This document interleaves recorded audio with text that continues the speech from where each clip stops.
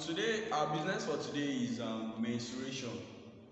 Now mensuration deals with plane shapes, is a part of mathematics or geometry that deals with plane shapes and the rest of them. But the special plane shape we'll be considering today is going to be circle. And what's a circle? From everyone knows a circle looks something like this. Okay, let's say this, even though this isn't perfect.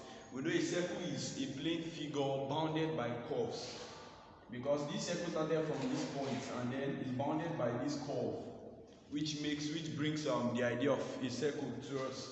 Now, dealing with circle, there's actually that distance around that circle.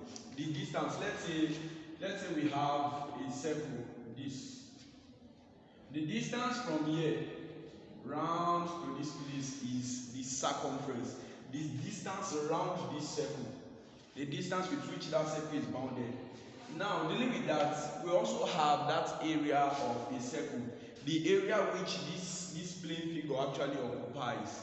Now, dealing with the circumference of a circle is 2 pi r. Depending on what value we are using for pi, you could use 3.142, we could also use 22/7. Now this r is the distance, which is called the radius, the distance from the center of the circle to any point on that circle. Note that the complete distance from this point to this point is known as the diameter.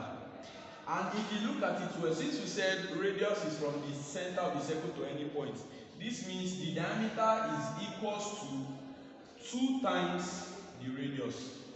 Therefore, we could be given a question where we are given diameter and not radius, and then we could say, okay, to calculate that we could use 2 pi d over 2, because from here we can as well draw that dividing both sides by 2, we would have 2 cancel 2, therefore the radius is equal to the diameter divided by 2. Now we can as well use this to solve for the circumference of the circle.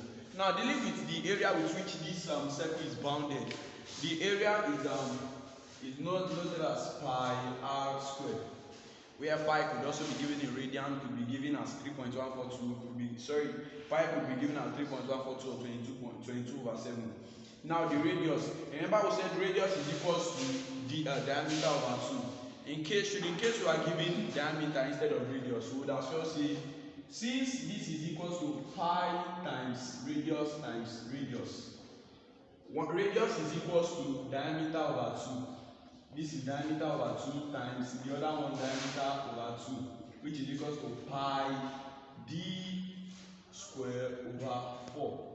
Therefore, instead of using pi r square, we could as well use pi d square over 4 for calculating the area. Now, dealing with the length of an arc. The length of an arc, let's say we mark a point on a circle, this circle now. We'll mark here to be A, this point, and this point to be B. The arc from here to here, the length of that arc is calculated as the circumference and that angle with which it subtends at the center.